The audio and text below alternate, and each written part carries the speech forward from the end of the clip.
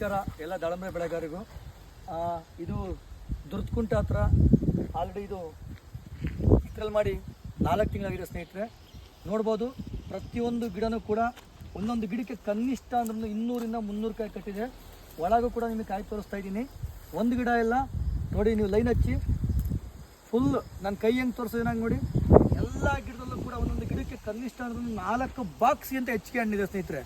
4 ಬಾಕ್ಸ್ಗಿಂತ ಹೆಚ್ಚಿಗೆ ಹಣ್ಣಿದೆ. ಈ ಗಿಡಗಳಿಗೆ ನಮ್ಮ ವಿವೋ ಮಾಡಿಕೊಡ್ತಿರೋಂಥ Kisan king growth developer use ಮಾಡಿದ್ದೀನಿ ಮತ್ತು ವಿವಾ ಶೈನ್ ವಿವಾ ಫೈಟರ್ ಪ್ರಾಡಕ್ಟ್ಗಳನ್ನ ಉಪಯೋಗಿಸಿದ್ದೀನಿ. ನೋಡ್ಬೋದು ಪ್ರತಿಯೊಂದು ಗಿಡ ನೋಡ್ಬೋದು 70-80% ಆರ್ಗ್ಯಾನಿಕ್ ಪ್ರಾಡಕ್ಟ್ಗಳನ್ನ ಬಳಸಿದ್ದೀನಿ, 30% ಕೆಮಿಕಲ್ ಬಳಸಿದ್ದೀನಿ.